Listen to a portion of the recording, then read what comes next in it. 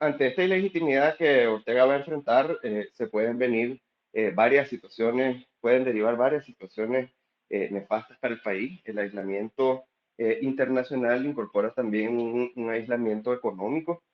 Ortega ya no va a tener la capacidad de acceder a los préstamos, al financiamiento internacional, a como ha venido accediendo estos últimos años, lo cual va a disminuir la capacidad de inversión pública. Eso se traduce definitivamente a reducción en los empleos que genera el Estado. El hecho de también estar gobernando ilegítimamente lo aísla de la comunidad inversionista nacional e internacional, ya que un presidente ilegítimo no traslada confianza a ningún inversionista y Nicaragua ya se vuelve un país de dudosa reputación, donde no hay seguridad jurídica, donde todo es a través de la voluntad de Ortega y por ende no conviene, no es rentable invertir en Nicaragua. Eso también va a deprimir la economía y va a ir cerrando las puertas de oportunidad para los nicaragüenses. Por otro lado, agudiza también la crisis de derechos humanos, manteniendo a más de 170 presos políticos, un sistema policíaco de facto que mantiene reprimido a la ciudadanía, un cerco en el acceso a la información, eliminando la posibilidad de que los medios de comunicación accedan al público con información veraz e independiente, con medios de comunicación confiscados como 100% Noticias, Confidencial, la prensa. Entonces, entramos en este 2022 a un panorama bastante complicado en el que básicamente los nicaragüenses están perdiendo la esperanza, están emigrando, están buscando oportunidades afuera, estamos enfrentándonos a una inmensa fuga de cerebro donde los talentos de nuestro recurso humano más valioso se está yendo, aportando a otra economía y dejando a Nicaragua básicamente en un desierto. Eh, Creo yo que es momento de que también la comunidad internacional, al igual que los movimientos pro democracia, eleven de manera mucho más eficiente las presiones para que Ortega se encuentre un freno en, en esta campaña de legitimidad que ha emprendido a partir del 2021. Eh, si no, pues realmente lo que vamos a encontrar es un Ortega que va a continuar deteriorando el país y lo va a ir convirtiendo cada vez más inviable para los nicaragüenses. Con esto se presenta una grandísima oportunidad de que la comunidad internacional dé un acompañamiento mayor a la oposición, a la sociedad nicaragüense, ya que Ortega pasó el Rubicón, por así decir, del autoritarismo, como régimen dictatorial. La comunidad internacional estaba esperando el proceso electoral para definirse, para actuar con mayor beligerancia y bueno, ese proceso electoral se termina fraudulento, se termina de consumar con la toma de posesión también fraudulenta y legítima del 10 de enero. Entonces es a partir del 10 de enero cuando vamos a empezar a ver las mayores presiones de la comunidad internacional. Eso sin duda significa una gran oportunidad para la oposición, para los movimientos pro democracia, de aprovechar esa presión y concertar acciones y mensajes conjuntos más coherentes para que haya una sincronización entre las presiones nacionales y las presiones internacionales. Después del 10 de enero lo que vamos a ver es un Ortega aislado del mundo occidental, pero cada vez más cerca de Rusia, de China y de los países que están alrededor de este eje o de estos dos ejes que se mueven en Euroasia y en Asia. Con esto él va a tratar de sustituir todo lo que es financiamiento, apoyo geopolítico y demás. Realmente es una apuesta bastante arriesgada, es una apuesta que no tiene muchas posibilidades de éxito porque los mercados principales de Nicaragua se encuentran en esta zona del planeta y el tema económico va a determinar muchísimo cuál es el nivel de éxito que pueda tener. La única forma en que Ortega pueda sostenerse es como lo hizo Cuba a través de una militarización extranjera, en este caso fue de la Unión Soviética,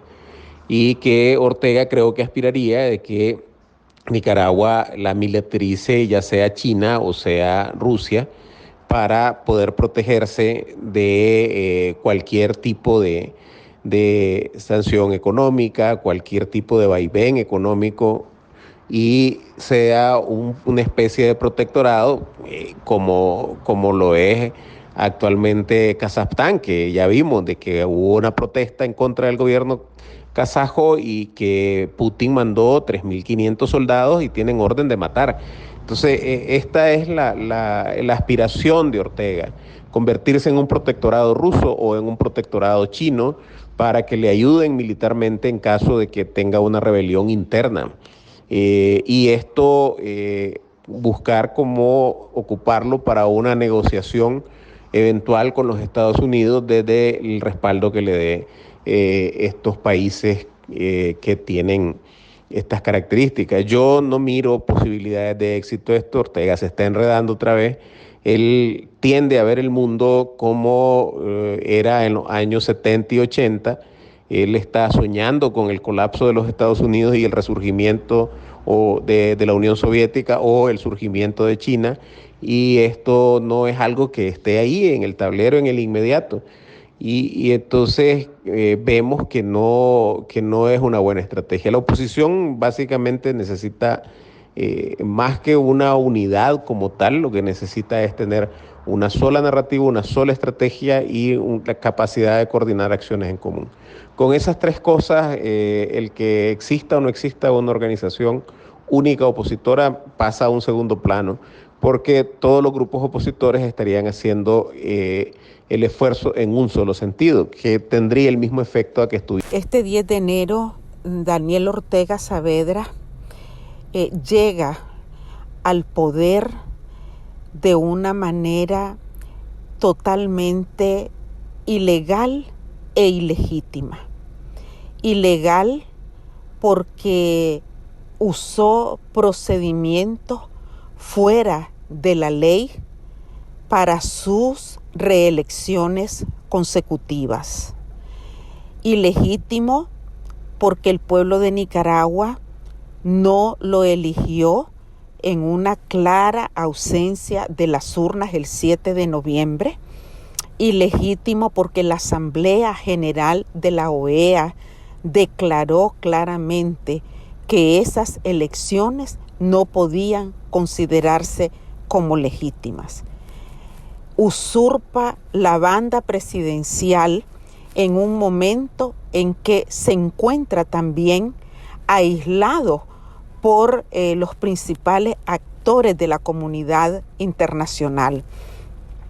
Asume en un momento en que Nicaragua se encuentra en una profunda crisis de derechos humanos, una crisis política que ya derivó en una crisis socioeconómica y de ruptura del tejido social comunitario. Prácticamente Ortega, con su llegada este 10 de enero de nuevo al poder, cierra un periodo en el que supera ya la presencia que tuvo Anastasio Somoza como dictador en el poder, y además llega señalado de haber cometido crímenes de lesa humanidad, de haber roto el orden constitucional y todas las reglas de convivencia del pueblo de Nicaragua. Esta situación prácticamente se resume en que en Nicaragua, el 10 de noviembre, la dictadura usurpa la banda presidencial porque no tiene un mandato del pueblo de Nicaragua. Y por otro lado, consuma su dictadura militar porque queda comprobado de que se mantiene en el poder solo por la presión que ejercen en la ciudadanía las fuerzas de seguridad, las fuerzas paramilitares, las fuerzas policiales, y con la complicidad del ejército de Nicaragua, que ha sido incapaz de poner orden cuando la Constitución de la República dice que solo puede haber un ejército en Nicaragua. Esto plantea como retos inmensos a la oposición nicaragüense. El primer reto a mi consideración, es la urgente necesidad de recomponer las fuerzas después de los duros golpes que la dictadura ha dado durante el supuesto proceso electoral, en que ya tenemos más de 170 presas políticas que están sufriendo y viviendo condiciones realmente que violan todos sus derechos humanos. Al mismo tiempo, la oposición tiene el reto de poder encontrarse, abrir un diálogo entre ellos mismos para poder concertar un gran acuerdo nacional en los puntos que les unen, para poder reavivar un plan de resistencia cívico-pacífico que se conjugue con las energías internas, con las fuerzas externas del país, para poder tener, un solo bloque unitario que le devuelva la esperanza al país de que sí existe la posibilidad de un liderazgo reconocido, legítimo, que pueda, resolver la crisis de Nicaragua y que termine de hacer las acciones que hacen falta para lograr la salida del régimen.